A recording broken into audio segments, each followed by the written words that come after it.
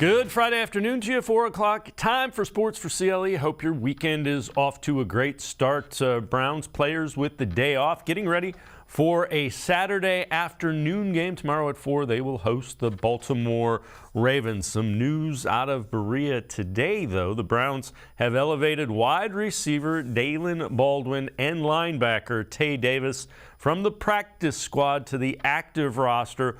Wide receiver David Bell likely out with a foot issue. So in addition to Baldwin, you have Jalen Darden, one of those two likely to get a lot of playing time as the third wide receiver now that it is unlikely that David Bell can go. Let's welcome in Casey Kinnamon from Dog Pound Daily. And Casey, linebacker is an area that's kind of interesting because everybody is banged up. Ravens like to run the football. That's going to be a key.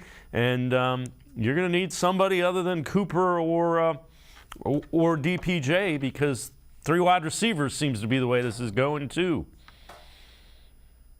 Yeah, with linebackers, they just need bodies. I think Jordan Kunasek, you bring Tay Davis up. Tony Fields get an expanded role, but on the offensive side of the ball for the receivers, I hope Michael Woods gets some run. I mean, we're here. We're at this point in the season now. If Bell's not going to be there, I think those reps should go to Woods. They kind of need to know what they have in him to see if, he's going to be a part of this team going forward. And I want to see what they're going to do with Darden. I want to see what their plan is. You bring a guy like that in, you could have him return kicks. You could have him do the jet motion stuff that Stefanski likes to do. So it'll be interesting to see how they implement that. Yeah, I agree. There is a lot you can do with him, and he may take on the Anthony Schwartz role, and he would provide some serious competition for Anthony Schwartz as you move forward. This is a little concerning. So since Week 8, worst defense in the NFL, success rate allowed on the ground on first downs, the Cleveland Browns. The worst defense in the NFL, success rate allowed through the air on first down, Cleveland Browns. I guess the good news is there isn't anything else. There's nothing special teams related for first down. It's dealer's choice for opposing offenses. It's what do you want to do? Have at it. The world is your oyster. When you see stuff like that, it goes to show you what we've been dealing with on Sundays for this whole season. The defense has not been up to snuff. You go into certain weeks thinking, okay, well, this team really doesn't run the ball. You get for the pass, and then that team just runs for 200 yards on you. Look at the Dolphins game. They haven't ran the ball since, and Austin Eckler would still be running right now. But, it's crazy. They have nothing they can hang their hat on. Right. And as a defense, you have to have that. You have to have, this is what we do, and what do they do? I don't know. I'm still waiting to find out. Well, when you heard it explained, it was multiple, which to me, you're saying we don't do anything really well, so we do everything. That's when you say we're multiple, I really don't want to hear that. That to me means we haven't figured out what we do well. Yeah, they haven't. Well, we thought we knew what they were going to do. They're going to be a pass rushing team who could lock down people with defensive backs. But, outside of Myles Garrett and an occasional appearance from Clowney, the pass rush really hasn't been there. It's just one player is not enough. And then defensive back wise, like Martin Emerson's played well, and the other guys just haven't lived up to their billing. We thought we knew what they were going to do, but even that's been a disaster. Yeah, I would agree. And then we get to the defensive back coach, Jeff Howard, talking about how the Browns defended Jamar Chase. Listen to this. I mean, it's I think, going into it, what you see is they have three good receiving threats, and all three of them were up for the game. And just the way that the NFL is, like if guys are up, active, that's an important. You're expecting them to play, and so we were planning for all three of them to play. And then after one series, two of them tap out, and the game changes. And so it stresses your adaptability, and you really gotta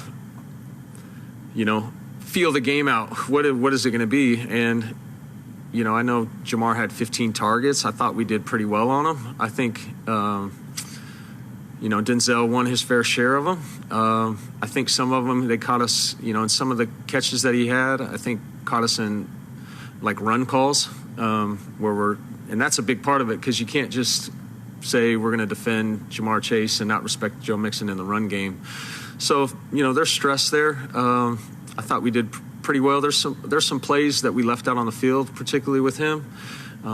We could probably be more aware of when they are in a situation like that, when they have one receiver. If you target a guy 15 times, you should probably think about, after about 4 or 5, you should probably try to take him away. And every NFL team, maybe other than this one, would sign on for taking away your number 2 and 3 wide receivers. Those are the problems defensive coordinators should want all day long. Yeah, I don't know if Jeff Howard knew he was snitched on himself and his fellow defensive coaches when he was speaking up there. But so you mean to tell me you had a plan in place to take on Jamar Chase, Tyler Boyd, and T. Higgins, but when they lost 2 of those, you didn't know how to adapt. You didn't know how to react. Like that's professional malpractice at this point, man. You can't. In the NFL, you knew Jamar Chase was on your schedule. You got lucky the first time you didn't have to play against him, but you knew you were going to have to go up against him. You had to have a plan. And at face value, I get, okay, we're going to have Denzel go one-on-one with Jamar Chase. But they're watching the same games we're watching. Denzel's not playing well. So like there was not in any of these defensive meetings, you didn't like, hey, if Denzel struggles, we're going to pivot and do this. No, we're not going to bracket him. We're not going to, press him and then have someone play over the top. None of that. We're just going to keep doing the same thing over and over again. And he thought they defended Jamar Chase well. Yeah. That's telling. 15 targets. At some point in time, put the rookie that likes to beat on wide receivers on him. Martin Emerson's really physical. Guys that are fast and lean like that, they don't like guys that want to beat on them when they're running. To change it up. There's a concept. Any plan B would have been acceptable. When you get to the first drive of the second quarter and you realize those guys still aren't coming back on the field, change your plan. Your plan's not working. You know what I mean? You abort.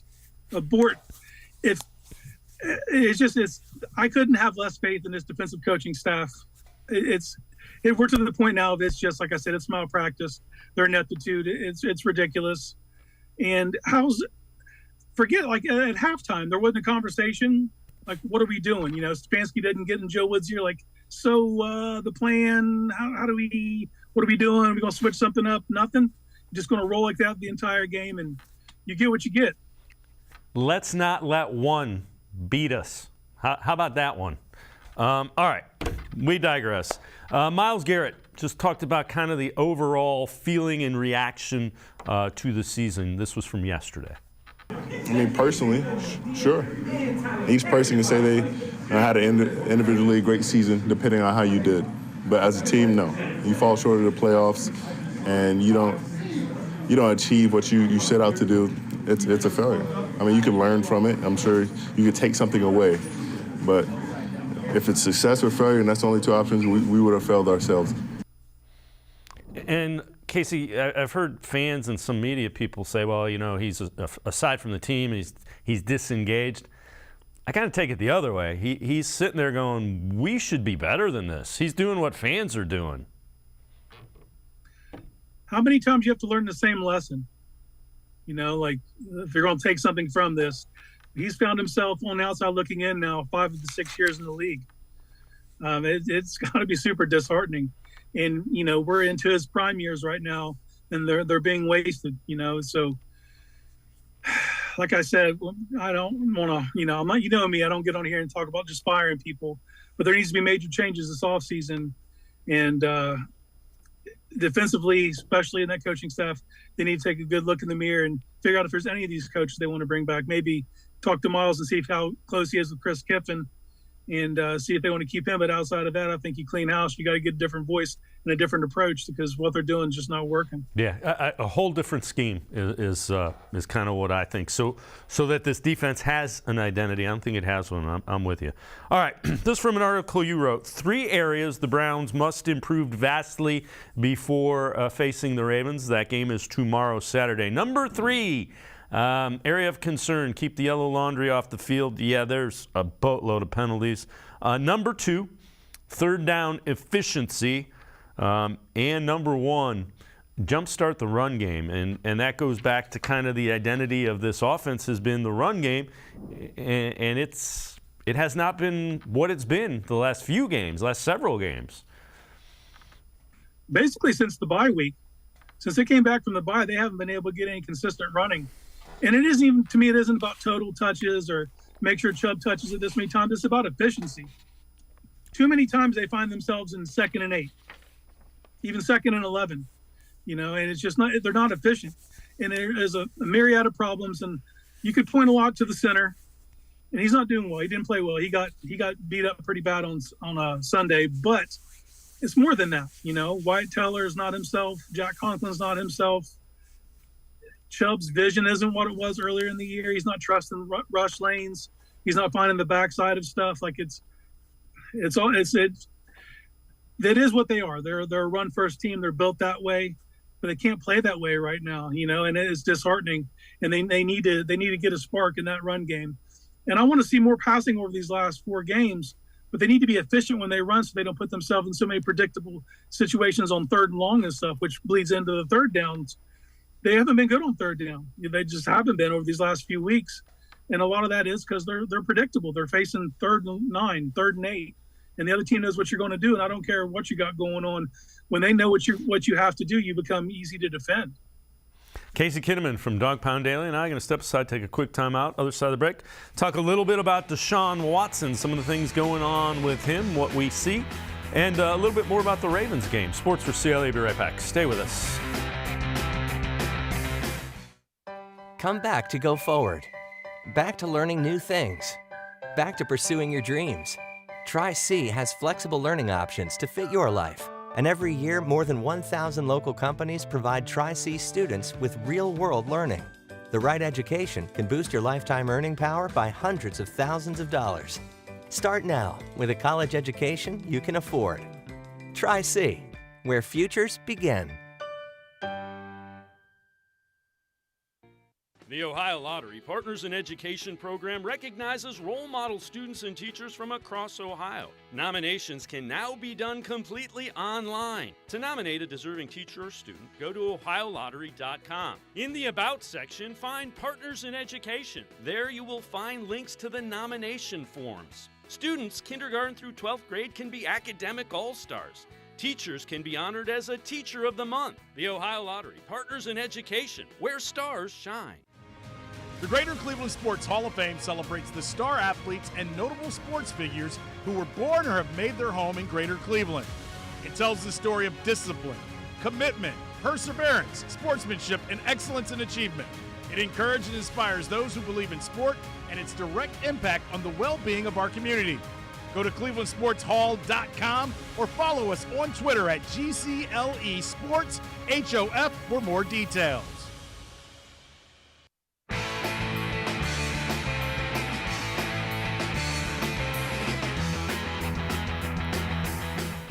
We continue talking Browns with Casey Kinnamon from Dawg Pound Daily. Kurt Warner on what he has seen from Deshaun Watson in his first 2 games with the Browns. It's been shaky, as I think we all expected it to. I mean, I think we would have been more amazed had he come out and not shown any signs of rust. The first game was a real struggle. Didn't look like his feet were underneath him. Looked like the game was going fast. Skipping a lot of balls into his receivers. Just things that you expect when you get back out there the first time. I mean, even if you play the game, sometimes the game can speed up for you on different Sundays, and you got to work to slow that down. And it just looked like it was going real fast for him. Last week was better. He was more settled in. still not the Deshaun Watson that we saw in Houston, and not the big playmaker. He looks like a guy that right now is more comfortable trying to get out of the pocket, and not that he hasn't always been that way, but I think it lends itself to time off. Let me just kind of run around and be an athlete, because, that's someplace that I'm always comfortable. And he's still getting accustomed to, to what they're doing in the drop back game. And it lends itself to an interesting question that he played a lot in Houston, in shotgun. And we know that Cleveland is built off of the run game, and the power run game, extra tight ends, Nick Chubb downhill, as opposed to as much in the shotgun. And so that's an interesting dynamic to pay attention to, that we're going to be paying attention to on Saturday is, you're trying to build an offense around your quarterback, but at the same time, you've got an offense that's built around Nick Chubb and running the football, and trying to mesh those two things and balance those two things. And Casey, that's a really good point, and that's going to take more time than we initially thought it would to figure out. That's why, and I've caught some heat from it after watching them. It's going to take till next year until we figure out exactly what this offense looks like, because you have a quarterback with a different skill set than the offense that you have run calls for. Yeah, it's going to evolve over time, and even over the course of next season, it'll evolve from the beginning to the end. It's good to see that Kurt's seeing exactly what we're seeing, though, with how Watson played the first week to the second week, and the stuff that he can do well in. I think they need to lean into it. I think they need to lean into the fact that let's move the pocket a little bit. Let's get him outside the pocket so he has options to be an athlete at times, or to see what he's seeing on the field as far as receivers breaking open and the timing of everything. But I think they can do stuff out of the gun and still be a running team. I think they can do a lot of run gun stuff. I would like to see more implementation of the pistol, which is, kind of a hybrid in between shotgun and under center. I think they need to kind of get that in there and just get different looks, and it's all about, him getting his feet under him and him getting used to the speed of things. And, and we saw it wasn't a large step forward in the second game, but there was definitely a step forward. The game slowed down a little bit for him. He was starting to see things open, and we didn't see any more of him skipping balls in the receivers, so it's coming along, but it is slow. And, as fans, we want it now, we want instant gratification, and it's probably going to, like you said, take until next year before we get that. Yeah, I naively thought it would be, more so this year, but it doesn't look like that's going to happen. And the other thing is, I want to see this offense allow him to put pressure on a defense. That's been missing. The pressure from the defense has been missing. This team seems very reactive, and that's the one thing I don't like about it. They don't dictate. We can do this. It's like they have enough talent to go out and dictate. Go out and dictate. Yeah, it's frustrating to watch them be passive. Go out there and you affect things. Only things affect you, and you have to react to them. Is that kind of the personality of our coach, maybe? Like bleeding into the team? There's a lot of things they have to evaluate over the course of this offseason, and that's one of them for sure. Is you have enough skill and you have enough players in certain positions that you should be out there being aggressive with those, and they do seem passive. Yeah. All right. This is what to watch for from ESPN.com from every game for the Browns-Ravens game. Will Deshaun Watson take another step forward? What's most important for the Browns is whether Kevin Stefanski can figure out how to properly deploy Watson within this offense. Partnership was extremely awkward in Watson's first game, only slightly better in the second. Watson doing more work by extending the plays with his feet than Stefanski is providing fantastic calls. And again, he's got to figure out what Deshaun does relative to his offense. And it is going to be evolving, unfortunately. Yeah, I think it's more of figuring out what this offense is going to be, not how he fits in this offense, because this isn't the offense that it's going to be going forward.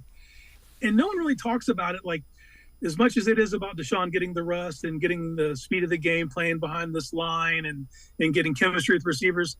This is also about Stefanski learning how to call plays for a Deshaun Watson. This isn't Kirk Cousins. This isn't Baker Mayfield. This isn't Jacoby Brissett. You didn't pay $230 million to go out there and just watch a guy hand off, 40 times a game. This is going to be a growth process for Stefanski, too. He's going to have to get outside of his comfort zone because he's never had a quarterback with this skill set. So he's got to learn how to punch things up and dial things up so that, you're getting the most out of that quarterback. Those are good problems to have because there's a lot more to your quarterback now. But you're right. He has had very efficient but limited athletically quarterbacks, be it arm or athleticism. Let's take a look at this. ESPN's.com again. Every starting quarterback's weakness. And for Deshaun Watson, they say third downs. 2020, Houston ranked 16th on third and fourth downs. In the 2 games with the Browns, he's struggling on third downs, would rank next to last if he had enough passes to qualify. Browns were 4 of 15 on third downs against Cincinnati, 4 of 13 on third downs against Houston. You can look at the stuff with Houston. You didn't have a very good surrounding cast. And as we've already said, Kevin Stefanski's trying to figure out how to call plays for him. So I mean, is it concerning? Yeah. Would I say it's a weakness? Not just yet. I want to see more. Sample size is too small right now. No, and like we spoke on earlier, these are 3rd and 9s. These aren't. Yeah. This isn't getting out the sticks. This isn't 3rd and 3, and you can be unpredictable and you could do different things. This is the other team knows what you're going to do, and you just become easier to defend in that way. And I think if you extrapolate this over the course of his career, I don't think that's indicative of who Deshaun is as a player. I've seen him pick up plenty of 3rd and longs. But it's just going to take time. And unfortunately, you're asking a fan base who's been waiting for how long to just wait a little longer. Just wait a little longer. You'll see. You'll see what we got for you. And I get, people running out of patience, and I can't be mad at him for it. Yeah, the whole wait till next year thing is it's been generational here. All right, time for us to head to the voicemail of Truth and Reason. Hey, Dave, Frank from Cleveland. You answered one of my calls about utilizing the talent. Mr. Giggles over there, Quincy Carrier. Oh, Donovan Peoples-Jones almost got the 1,000 yards. I ain't talking about the receivers. I'm talking about the running backs. Stefanski needs to go back and look at Biner and Mack. But you got the same 2 guys there, basically. So I haven't seen them utilize that talent in the backfield. So thanks for taking my call. Tell Quincy I love him, but I disagree with him. All right, later, Dave. As always, appreciate all the voicemails. Yeah, for whatever reason, they don't want to use them in tandem. The NFL has kind of evolved away from what it was back in the 80s with Biner and Mack.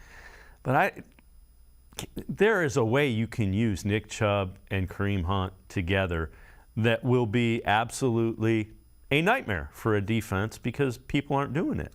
I mean, if you were going to say strictly because it's a different game, the Ravens' offense is completely different, and they've been pretty effective. Yeah, the one thing I think back to is stress. Like, you stress a defense out by having those 2 players on the field at the same time. And for whatever reason, they would do it in short little spurts, and then they go games without doing it. And I right now can't tell you the last time I've seen those 2 on the field at the same time. It's puzzling, and they've squandered this opportunity because there's virtually no way Hunt's going to be here next year. So any opportunity they had to do it, it's gone. And there's no point in getting into it right now, these last 4 games, to get something going and get some juice with it when it's not going to be there in the future. So these last 4 games are all about building now. And their opportunity to build that kind of dynamic with both those on the field, I think that's come and gone. Yeah, I would agree. I would look at it as a missed opportunity because, again, when you do something that nobody else can replicate, you create problems. And that's Lamar Jackson, that's Tyler Huntley, that's the Ravens offense. But all right, I digress. All right, time to look more towards the Ravens-Browns game, 4 o'clock kickoff tomorrow. NFL Network predictions on this game, and it's kind of interesting. So they have 4 of the 10 predict a Browns victory. And you see most of them think it's going to be a pretty close game. In fact, all of them are going to think it's a pretty close game. I would not be surprised in the slightest to see the Browns win this. It's going to come down to, can that run defense show up? Because the Ravens, they haven't been able to throw the ball, but doesn't matter who the quarterback is, he's pretty quick, pretty elusive, and they've been able to run the ball really effectively. Well, and you're playing the dealer's choice defense. It's whatever you want to do. You know, it's going to be on the table for you. But I tell you what, 4 out of the 10, you know, picking the Browns, and they're playing a backup quarterback. But this also goes to show, like, the Browns' history facing backup quarterbacks isn't all that great. So I don't know. I definitely think it's on the table to be won. You know, the Ravens aren't world beaters right now, and they're facing a little bit of an issue offensively. Their defense brings it, though, and the addition of Roquan Smith, and they already have Patrick Queen. They're going to be difficult to run against. They're physical cornerback, and they'll get after you, and you know, in the pass rush game. So this is a very formidable defense coming to town, and with their struggles in offense meeting the Browns' defense, I don't know. We'll see how that goes. That could be a wash. But I expect a low-scoring game somewhere in the low 20s. Should be close. And hopefully the Browns can edge them out, you know, something like 23-20. Yeah, and you know, the one thing that – the reason I say I think the Ravens might win this, they've won 6 of their last 7. They find a way to win close games. And this year the Browns team has found a way to lose close games. Those things don't generally change late in the year. Now, the Browns don't just lose and they give them away. And the Ravens are used to taking victory. And especially, you have to understand, when Justin Tucker gets off the bus, he's in field goal range. You know, so if it comes down to it and they're anywhere near midfield, you know, they're always going to have that shot. So it's something you have to prepare for. But at some point, the Browns have to become that team that goes out, you know, like in 2020, they won a ton of single-score games. In 2021, it went the other way. And this year it stayed going the other way. Like, they have to get that back. That's what it comes down to in the NFL. Most of these games come down to 3 or 4 plays. And the team that makes them, you know, usually gets to walk off the field holding their head high with a W. And you know, right now, the Browns are the team that go to the locker room depressed because they didn't make those 1 or 2 plays that really could have swung a game. So we'll see if they can, you know, make 1 or 2 plays this Saturday, actually, and see if they can, you know, go in the offseason beating the Ravens. Casey Kinnamon, great stuff as always. Appreciate the time and the insight. Thanks very much, Casey. Hey, anytime. Thanks for having me. Casey Kinnamon, make sure you check him out, Dog Pound Daily. We're going to step aside, take a quick time out. Other side of the break, Lance Reisland from the Plain Dealer, cleveland.com. Some film breakdown of Joel Bitonio. Sports4CLE will be right back. Stay with us.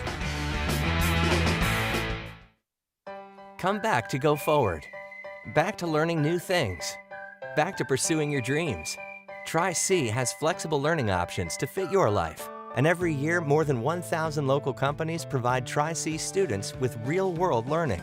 The right education can boost your lifetime earning power by hundreds of thousands of dollars. Start now with a college education you can afford. Tri-C, where futures begin. Maybe cliche, but there's no I in team. The only identity that matters is we. The collective effort to love thy neighbor is needed now more than ever. The responsibility behind pronouns such as I, me, and mine impact we, us, and ours. So understand that you make all the difference in the team. He, him, her, or she can't disturb our peace, since we control our destiny as student athletes. This is the power of pronouns. The Ohio Lottery Partners in Education program recognizes role model students and teachers from across Ohio. Nominations can now be done completely online. To nominate a deserving teacher or student, go to ohiolottery.com. In the About section, find Partners in Education. There you will find links to the nomination forms. Students kindergarten through 12th grade can be academic all-stars. Teachers can be honored as a Teacher of the Month. The Ohio Lottery Partners in Education, where stars shine.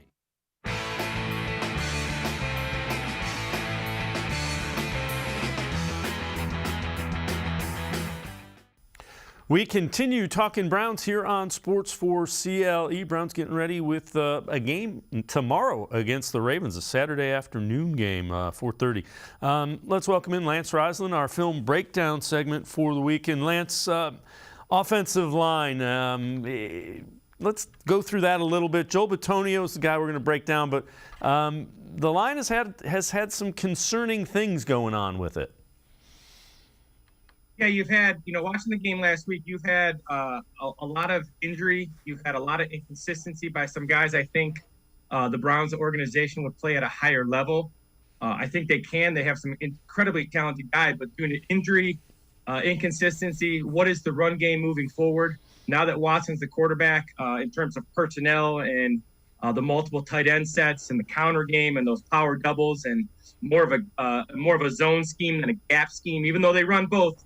They've been more of a gap scheme the last couple of years. So I'm interested to see what they're thinking moving forward in terms of how they're going to organize this offensive line.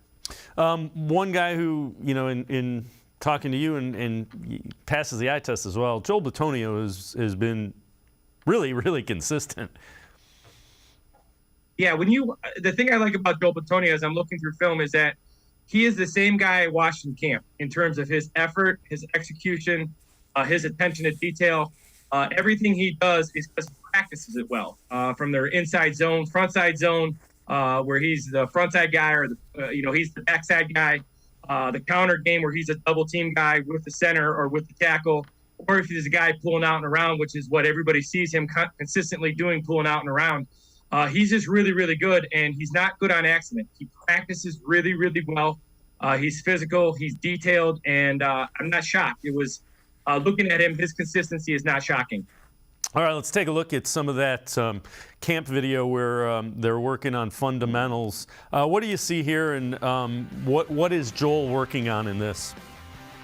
Well, they're working a zone concept here, and he is they're going to double team, and it's kind of a zone concept, so that front side tackle is going to reach, and then Joel's going to take over, and the only way you do that is having really good feet. If you watch his first couple steps, he's going to actually run. He's actually going to run at the heels of that guy to his right. And he consistently does this well, and this is why the Browns are really good in their zone scheme. This is working an odd front, or this is an even front. An odd front, because that's a tackle, and they're consistently working covered and uncovered. His feet are really good, his hands are really good, and he takes over. So the tackle starts the double and then goes to the next level, and Joel's going to take over, and he does this really, really well. And again, working in tandem, the timing important, because you saw the tackle is going on to the next man, and Joel's picking up the man that he had. Another thing from the camp, double teams. That's the next clip that we're going to take a look at, and take us through what they're working on here, what you like, what you see. You're getting a double team. You're getting a true gap scheme double team where they're going to be down. Wills is going to double team. He's going to come off on the backer. Once again, Joel's really good with his hands. He's really good with his feet.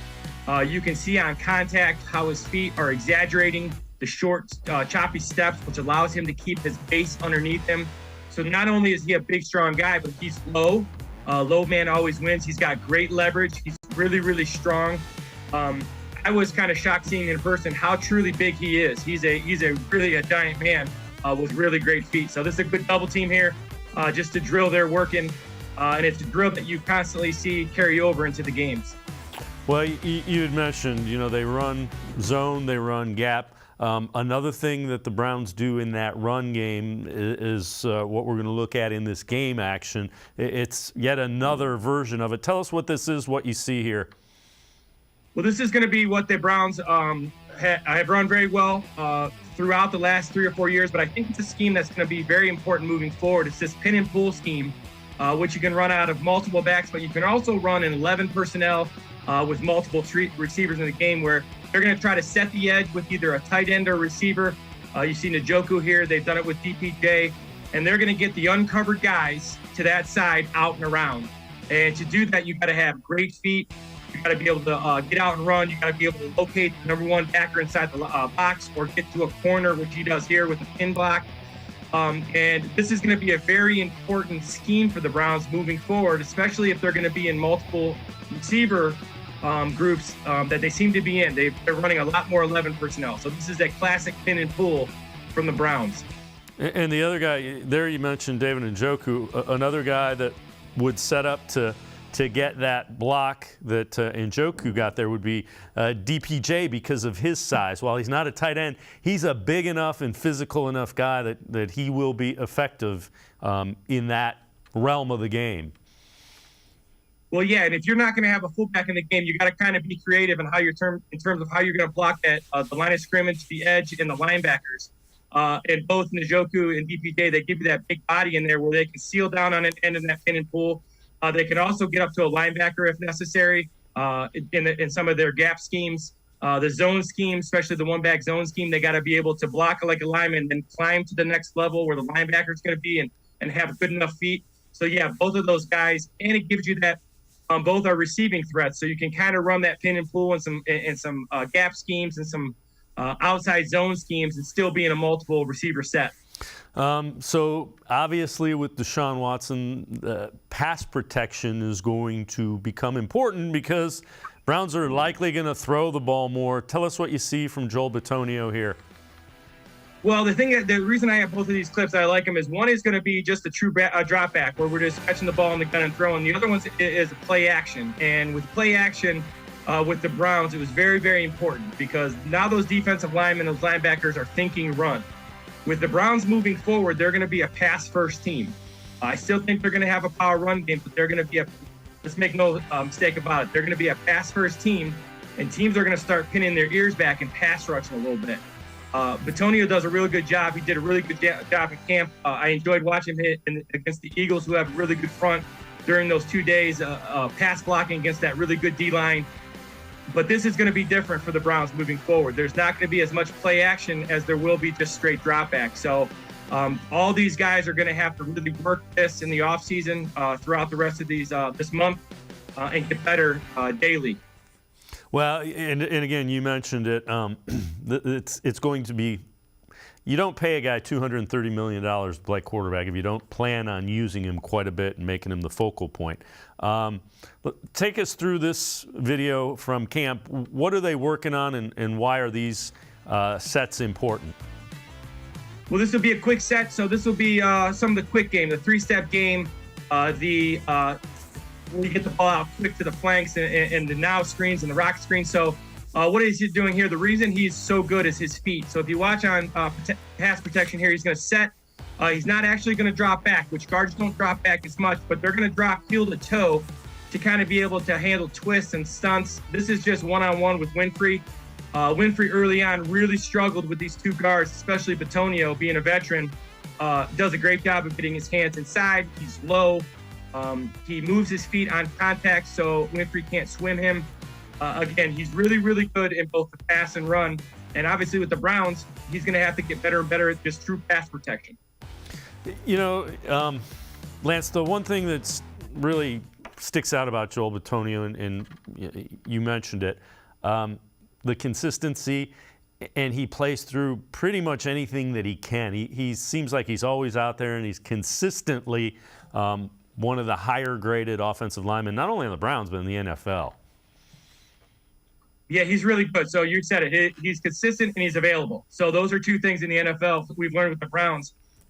It's hard to play each week. And when you see those guys, I say this all the time, you know, I'm a football junkie and I like watching football. But when you're down there seeing those guys in person day after day, it's really hard to imagine those guys not getting hurt. They're such big, fast athletes.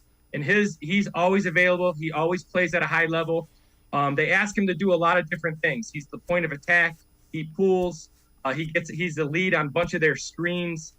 He's really good in pass pro. Obviously, he's the leader of the offensive line. And part of his ability to be really good is his ability to practice and his ability to consistently be out there and get better at his craft. So it's a credit to him. He's rarely, like you said, he rarely has a bad grade. He gets beat once in a while, and that happens, but it's never not knowing where he's supposed to be and what he's supposed to do. He's a real pleasure to watch. Lance Reisland, is always great stuff. Appreciate the time and the insight. Thanks, Lance. As always, thanks for having me. Lance Reisland, make sure you check him out. Really good stuff. Film breakdown, cleveland.com. Check him out in the Plain Dealer as well. We're going to take a quick time out. We continue talking Browns. Other side of the break, Randy Gurzi from Dog Pound Daily Sports for CLE. We'll be right back. Stay with us. Come back to Go Forward. Back to learning new things. Back to pursuing your dreams. Tri-C has flexible learning options to fit your life. And every year, more than 1,000 local companies provide Tri-C students with real-world learning. The right education can boost your lifetime earning power by hundreds of thousands of dollars. Start now with a college education you can afford. Tri-C, where futures begin. The Ohio Lottery Partners in Education program recognizes role model students and teachers from across Ohio. Nominations can now be done completely online. To nominate a deserving teacher or student, go to ohiolottery.com. In the About section, find Partners in Education. There you will find links to the nomination forms. Students kindergarten through 12th grade can be academic all-stars. Teachers can be honored as a Teacher of the Month. The Ohio Lottery Partners in Education, where stars shine. The Greater Cleveland Sports Hall of Fame celebrates the star athletes and notable sports figures who were born or have made their home in Greater Cleveland. It tells the story of discipline, commitment, perseverance, sportsmanship, and excellence in achievement. It encourages and inspires those who believe in sport and its direct impact on the well-being of our community. Go to clevelandsportshall.com or follow us on Twitter at GCLE Sports HOF for more details.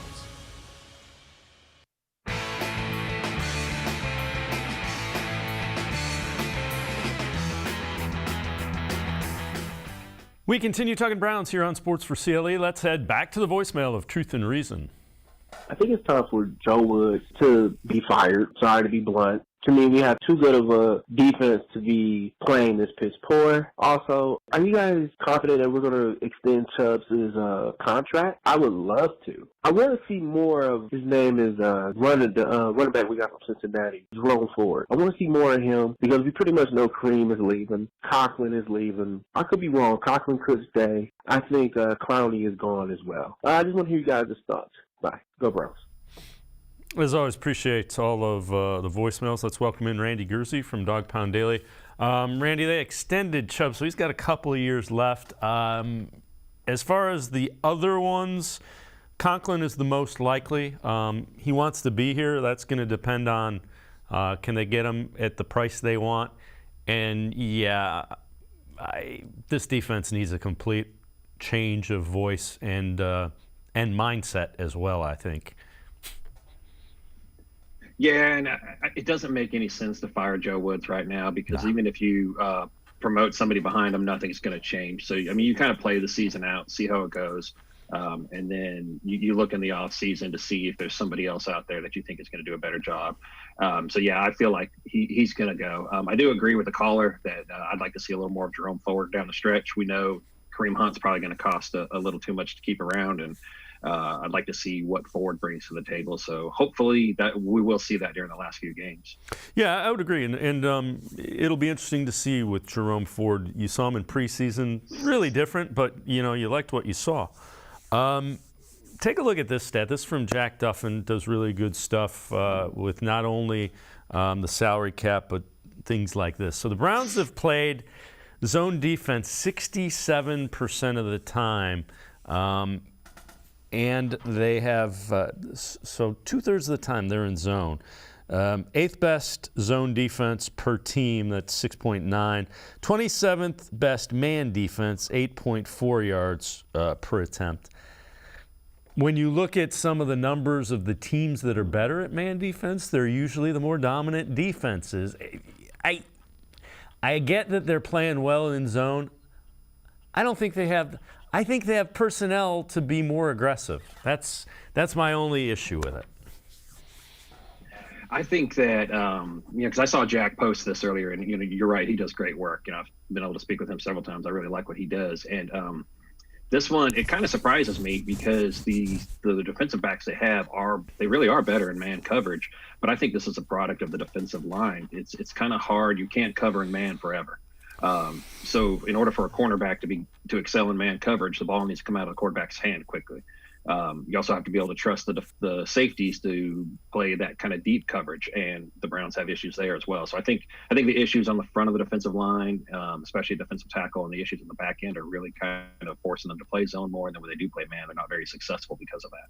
Yeah, that's very fair. Everything in defense is interrelated. That is a very fair reaction to that. ESPN's bold prediction for this game: Nick Chubb will run for 100 yards. Ravens have the second best run defense, average of 81.2 yards a game. Have not allowed a 100-yard rusher in 21 straight games, longest active streak in the AFC. Chubb has totaled the most rushing yards against Baltimore since 2020, gaining over 300 at 303. This kind of gets us to the other part of it. The Browns' run game has just not been able to click the last several games. Yeah, and you know that losing Ethan Pochik at center was a huge reason for that. You know, he was really good in the run game. Wyatt Teller was out for a bit, and I don't know that he's really back to 100% health because they're just not as dominant right there. But Nick Chubb has had a lot of success. I think they also pointed out in there that he had 91 yards last time on 16 carries against Baltimore. So I think if they give him the ball a lot, he can do it. The biggest question as to whether or not he gets 100 yards is going to be, you know, if Cleveland's trying to get an extended look at somebody like Jerome Ford. But if they stay true to their game and they can get the offensive line back in sync, then I think you could see them do it. Yeah, and the other thing is this figures to be a close, low-scoring game, so it's not like they're going to have to be chasing points either.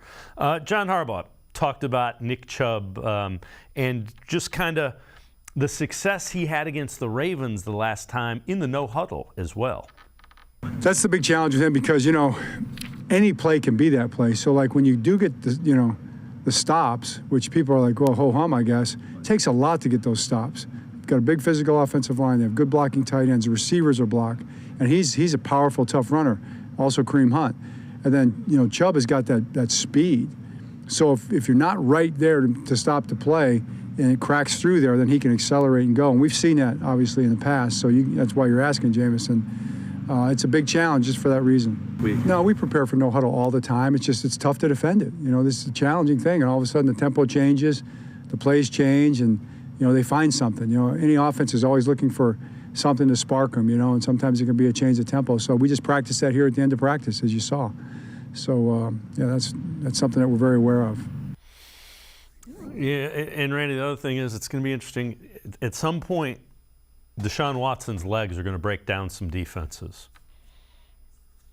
Yeah, they are. And I think that the more comfortable he gets in the offense, the more you're going to see them try to switch things up, get that tempo going that John Harbaugh was talking about. Right now, it might be a little harder for them to do the no huddle since he hasn't had a lot of experience with these guys. But I do think that is a major weapon for most offenses. And yeah, he's right how hard it is to stop Nick Chubb. And a lot of us forget, you know, I know I'm guilty of it, but you forget just how fast Chubb is. I mean, I know we see it, but when you first think of him, you think of that big, the fact that he's a 220-pound back and then he bowls people over. But, you know, Harbaugh's right. If he gets through the cracks, he can take it to the next level in a hurry. Randy Gurzi from Dog Pound Daily and I are going to step aside, take one more timeout. Other side of the break, we'll head back to the voicemail of Truth and Reason. Also look at the draft classes. The last three of them, they're pro football focus grades. Some interesting stuff. Sports for CLE, be right back. Stay with us. Come back to go forward. Back to learning new things. Back to pursuing your dreams. Tri-C has flexible learning options to fit your life. And every year, more than 1,000 local companies provide Tri-C students with real-world learning. The right education can boost your lifetime earning power by hundreds of thousands of dollars. Start now with a college education you can afford. Tri-C, where futures begin. The Ohio Lottery Partners in Education program recognizes role model students and teachers from across Ohio. Nominations can now be done completely online. To nominate a deserving teacher or student, go to ohiolottery.com. In the About section, find Partners in Education. There you will find links to the nomination forms. Students, kindergarten through 12th grade, can be academic all-stars. Teachers can be honored as a Teacher of the Month. The Ohio Lottery Partners in Education, where stars shine.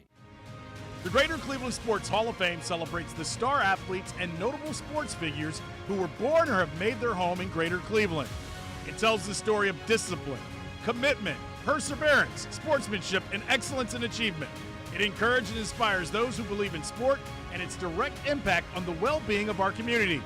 Go to clevelandsportshall.com or follow us on Twitter at GCLE Sports HOF for more details.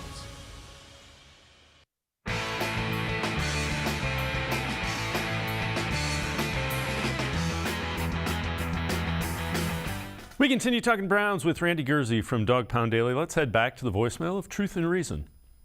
Hey, love the show. Longtime viewer, often call. I just have a quick question. I always hear you guys talking about how Andrew Berry in the front office was building around Deshaun Watson. But do you think that there is a state of urgency to build around the defense for Myles Garrett? I mean, the dude is amazing, and he's being double-teamed more than anybody in the league, and he still has just as much pressure and sacks as anybody in the league. So do you think that there's urgency to build around him on the defensive side? You know, like get him some defensive tackle help, get him some other guys, so it's not just him and Clowney getting double-teamed on both sides. I just was wondering, you know, they always talk about building around Deshaun Watson on the offense, but what about building around your defensive star like Myles Garrett? Just want to hear your thoughts. Go Browns. Absolutely. As always, appreciate all the voicemails. Randy, there has to be a sense of urgency because you've got Chubb, you've got Myles Garrett. You have guys, and there's a 3 or 4 year window. You better make some hay, otherwise you got to restart the whole process. Yeah, there's truth to that, but I also believe that when they made this commitment to Deshaun Watson, that's where their urgency lies now.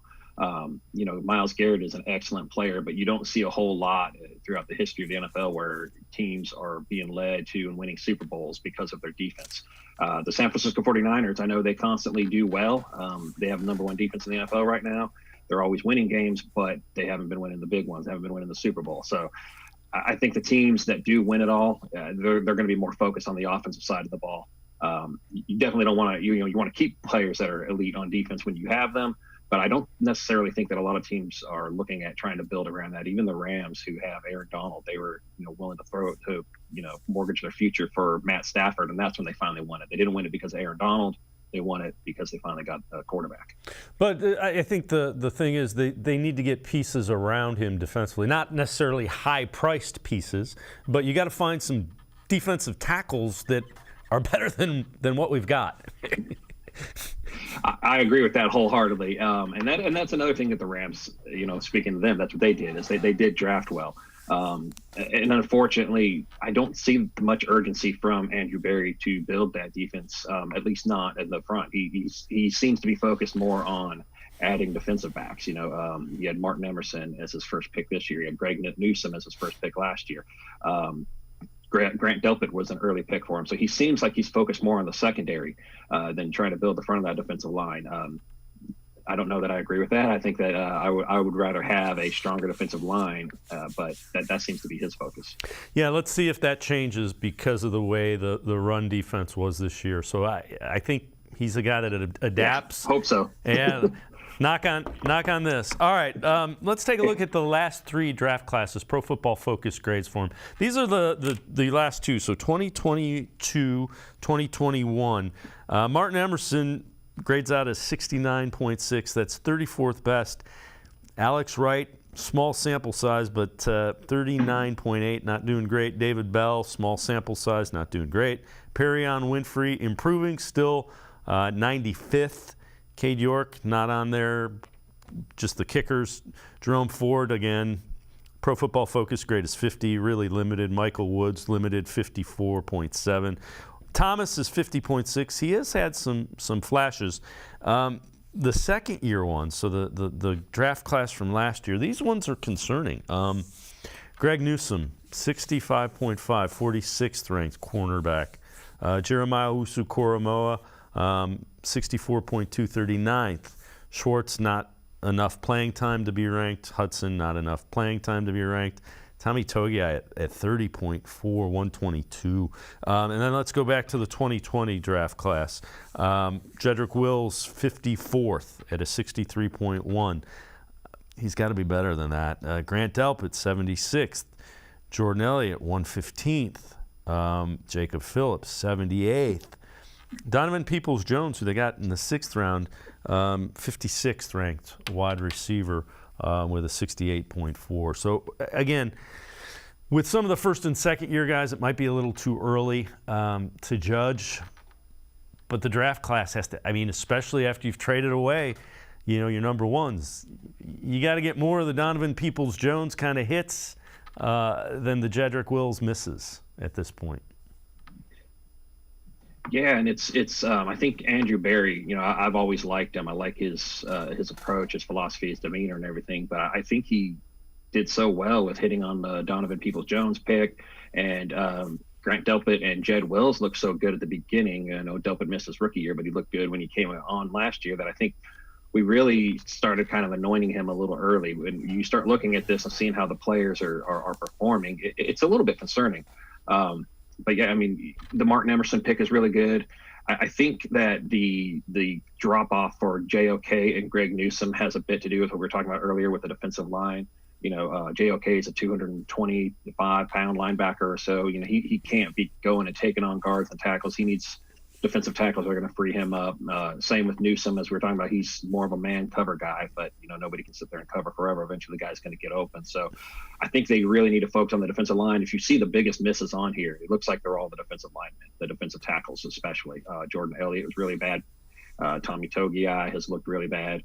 And I know Perrion Winfrey's getting better now, so there's some hope that maybe he can kind of turn it around. But the whiffs on the defensive tackle, those have been bad, and I think they're hurting everybody. Yeah, I would agree with you. They either have to reevaluate how they're grading these guys and what they're looking for, or go and get a veteran that has done it. Randy, as always, great stuff. Appreciate the time and the insight. Thanks very much. Yeah, thank you for having me. All right, Randy Gurzi, make sure you check him out, pages of Dog Pound Daily. Each and every week, we recognize a role model student from somewhere across the state of Ohio. This week, we are going to recognize the School of the Year. So once every year, the Ohio Lottery Partners in Education program recognizes one school from the previous year where all of our shining stars and academic all-stars have come. The Ohio Lottery Partners in Education program is proud to salute Trinity High School, this week's School of the Year.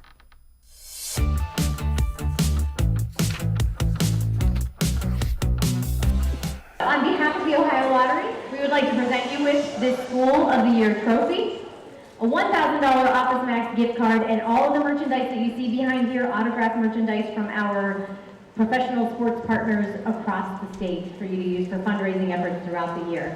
Congratulations, you are the School of the Year. And with that, it became official. Trinity High School was named the Ohio Lottery Partners in Education Program's School of the Year for 2021-22. This is a very awesome award for Trinity High School. Our students are incredibly excited to represent the Ohio Lottery as a partner in education. Trinity High School has always been known as a very spirited school. Our kids love each other. It is a tight-knit community, and as I said, this is just for all of us a great honor to represent the lottery.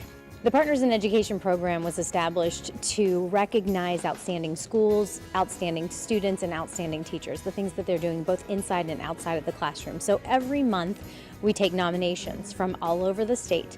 So you can nominate an outstanding student or teacher, and they go through a drawing process. And each month we have an academic all-star and a teacher of the month.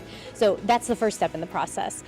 How Trinity High School got to this point is that they had a student who was nominated for Academic All-Star last year. So at the end of the year, we do a drawing of all of the schools who have participated in the Partners in Education program, and that's how we get the School of the Year.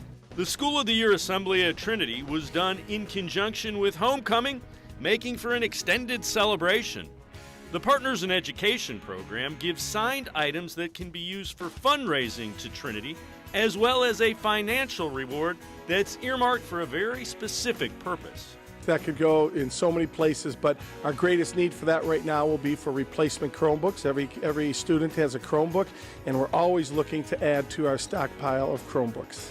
Trinity High School requires their students to have internships.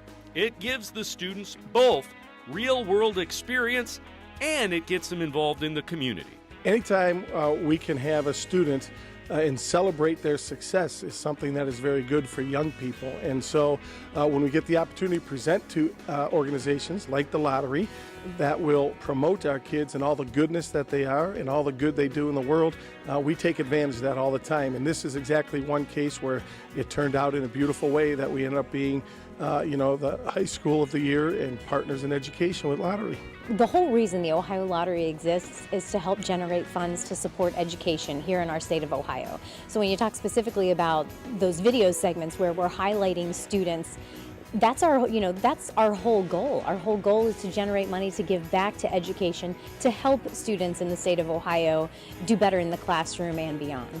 Congratulations to the Trinity Trojans, the Ohio Lottery Partners in Education Program's School of the Year for 2021 and 22. If you know a student who deserves recognition, we want to hear about them, and you can nominate them completely online. Go to OhioLottery.com. Find the About section. Click on Partners in Education. There you will see links to nomination forms. Nominate that student as an academic all-star, and they could end up being featured as our next shining star. Congratulations to Trinity High School, this year's School of the Year. That's going to do it for this edition of Sports for CLE. We will see you back here Monday at 4 o'clock talking about the Browns and Ravens game. Also talk a little bit about the Buckeyes getting ready for a pretty big one on New Year's Eve. Have a great weekend, everybody. We will see you Monday at 4 on Sports for CLE.